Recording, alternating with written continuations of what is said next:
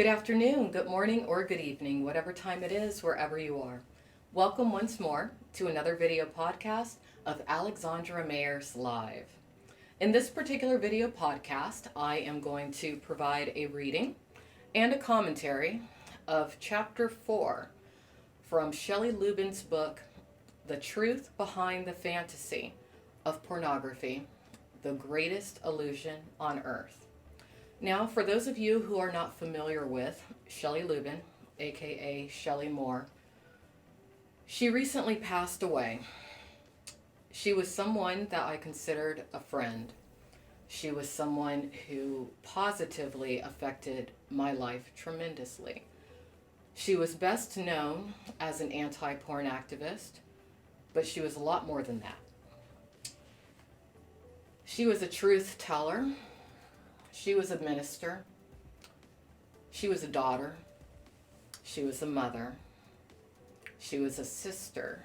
And she was a friend.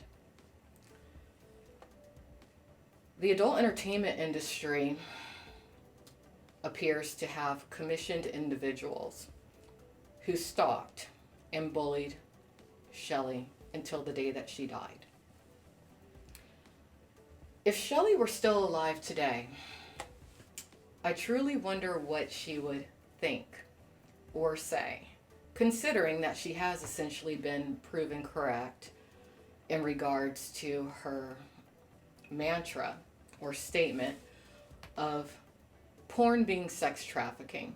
That was one of her mottos. Porn is sex trafficking. And according to recent mainstream media reports, she's right. Due to the Girls Do Porn legal issue, which is currently in the courts, which did dramatically outline the relationship between pornography and sex trafficking. I also wonder what Shelley would think about the epidemic of ex-retired and even current adult performers who mainstream media is reporting as being homeless. And I especially wonder what Shelley would say when it comes to the most recent California Labor Board hearings in regards to an escort agency known as the Luxury Companion and a porn star employment agency known as LA Direct Models. But she's gone, so there's no sense in wondering too much what she would say or think. However, even though she's gone, it's amazing to me that there are so many people who still have the nerve to defame her and lie about her. She's dead. Or is she? And maybe that's the problem. The thing is that Shelley Lubben will never be completely gone, because as long as there are people such as myself speaking her written words become living words, and that gives her spirit life. And I want everybody to remember that, especially if there's somebody who is an activist, such as myself. So anyway, let's get into it. Chapter 4 from The Truth Behind the Fantasy of Pornography, The Greatest Illusion on Earth. Chapter 4 is titled Raising Hell. I swore up and down to the cop I only drank one beer, but he still made me get out of my car and walk the stupid line. I slapped my hand down on the dashboard and kicked my car door open with my 6-inch red stilettos. That pig definitely picked the wrong girl to mess with. Not only could I walk the line under the influence of a fifth of Jack Daniels, but I could recite the entire alphabet backwards faster than any human being alive. The cop just stood there with his jaw dropped. Then he smiled and offered to take me out for a drink. It was just another day in the sex biz for me. Was I always this bad, you ask? Of course I wasn't. Okay, I admit I was pretty bad, but I didn't start off like that. I was barely a decent kid until I was about 14 years old, and then I discovered boys.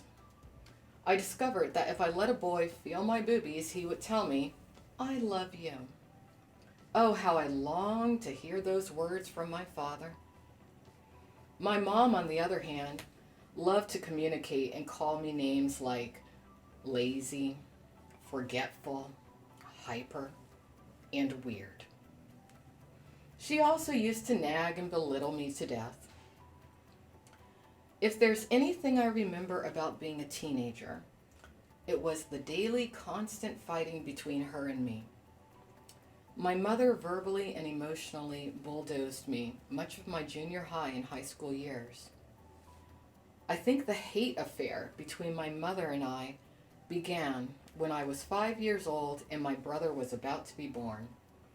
I was a jealous little girl who desperately craved attention because I wasn't getting enough of it.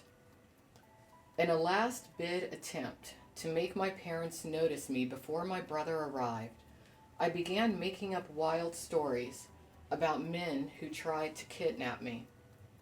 When my parents became upset and showed signs of concern for me, I felt like someone had given me a breath of fresh air. But eventually, I caved in and told them the truth.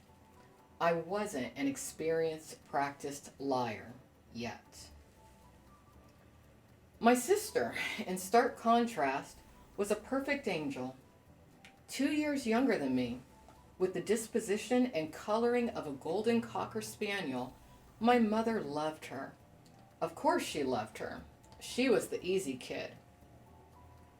And let's pause there. This is interesting to me that she specifically wrote the coloring of a golden cocker spaniel. For those of you who are not aware, Shelley Lubben's father, I believe, was Italian. And if you go back to some previous readings I've done from this book, I believe it was chapter 3, Shelley specifically states that her mother referred to her as her little grape smasher, which is actually a bit of a colorist and rather derogatory term when referring to somebody of Mediterranean descent.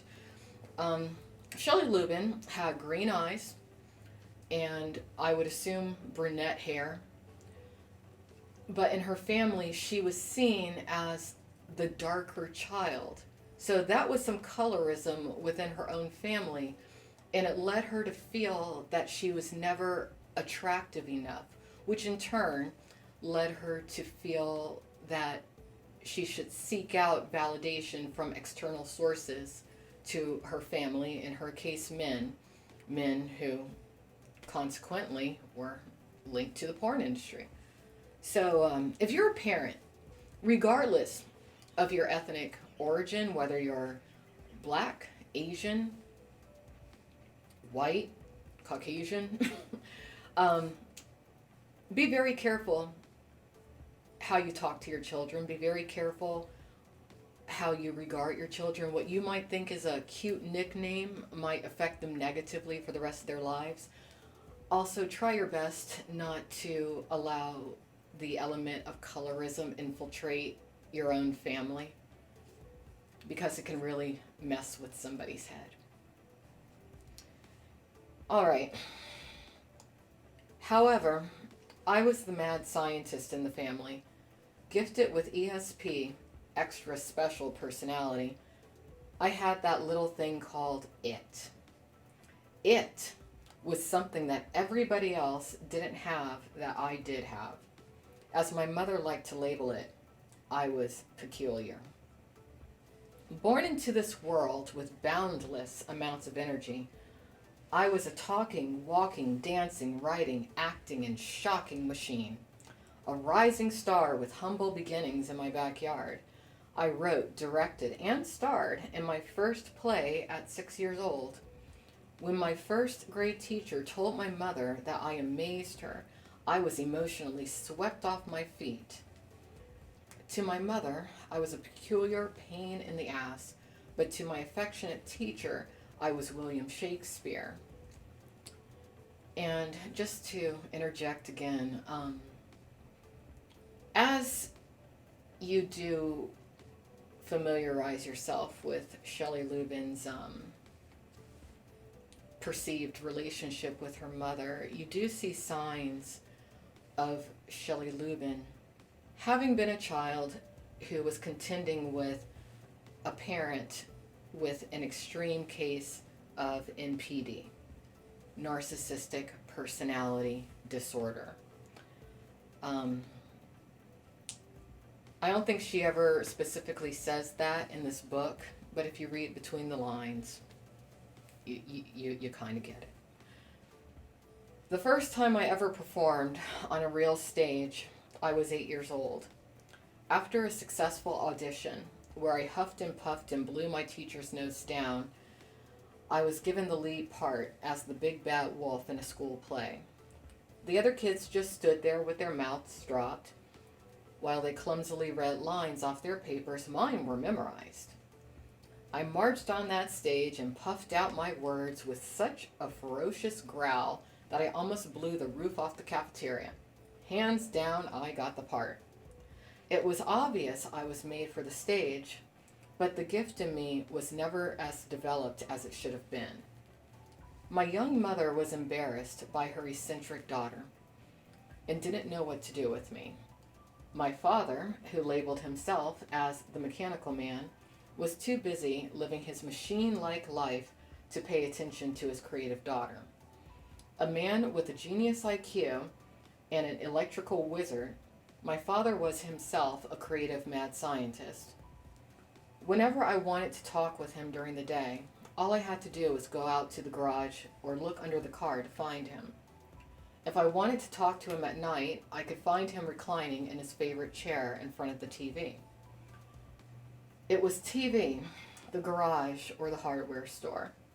I loved when my dad spent time with me and took me to the hardware store.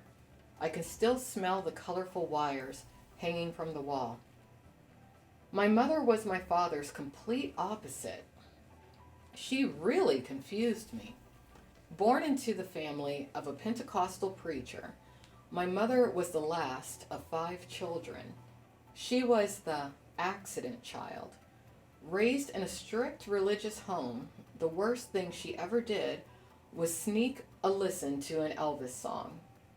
How my father, the Catholic-raised mechanical wizard and electric guitar player, ever connected with my mother, Your Holiness, remains a mystery to me. But they were very much in love, and in fact, my mother used to tell me, "Your father I can't replace, but you we can make more of."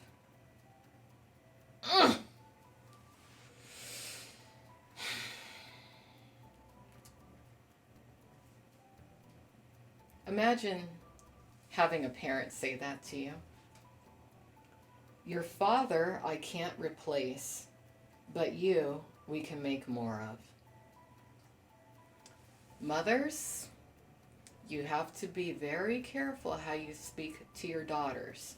That is, unless you want your daughters to grow up to think that entering the adult entertainment industry is a good idea.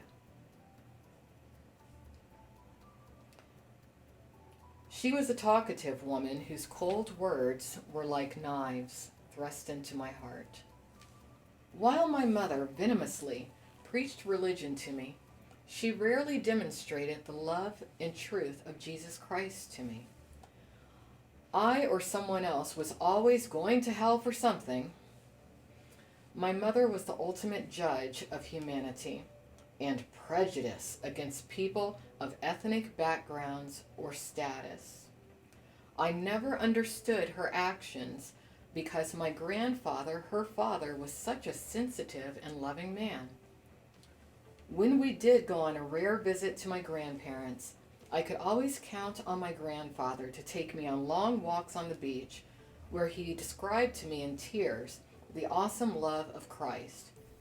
In his later years, when I asked him to give me his very best piece of advice, he whispered, "Shelley, you must practice the presence of God." A few months later, he died at 98 years old. Confused by Christianity and glued to the TV, I became a daydreamer and imagined what it would be like to be famous. More than anything, I wanted to be like the actors I saw on TV who were adored and cherished by millions of people. I wanted to be adored and loved by millions of people. I wanted to receive the long applauses and standing ovations when I finally unglued myself from hours of television and daydreaming. I expressed myself through poetry or short stories and plays. I wrote my first poem called Nature when I was 8 years old. I wrote my first book at 9 years old, and I even designed the book cover. It was the only written book by a child accepted into the school library. I also learned how to play guitar and even tried the violin for a while, but with little encouragement. I never developed my musical gifting. Reading that paragraph, I can actually feel the frustration Shelley was still feeling when she wrote this paragraph. And the frustration that she was feeling had to do more than anything with not being properly seen or heard. A lot of people would look at her life, I'm sure, and they would be like, but everybody knew about her. Everyone heard her story. No, not everybody did hear her story properly. And she was exploited more than the porn industry ever even exploited her by the people who should have been protecting her more, the religious institutions. And that is why my message to the religious institutions now is pray for the adult entertainers, but don't give them any money. Just don't. Because it's not money that they need. Sorry to keep going on this tangent, but I have to. It's not. Because if you give money to someone who is currently in the adult entertainment industry, who claims that they want to leave, but who hasn't left, because it's not hard to leave, you just leave. What's hard is stopping making excuses not to leave.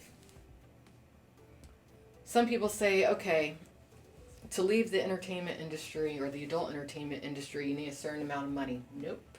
You don't need any money. If you observe people in that industry who claim to be having a hard time, no matter how much money you give them, it's never enough. And the reason it's not enough is because they think that if they get enough money, it's going to fill some sort of a void within them, but it doesn't. Because you can't fill that void with money. You can only fill that void with figuring out how to love yourself. That's it. That's all. And I think at the very end of Shelley's life, she did figure out how to love herself. If you look at how her surroundings changed at the end, a lot of people like to say, oh, that was her downfall, that was her destruction. I don't think it was. I think it was her ripping off some bandages of protection that took on the form of money and other material or status things that she'd accumulated. And I think at the end, when she was in that trailer that no one had the right to invade, at least no one from the adult entertainment industry had the right to invade when she passed on.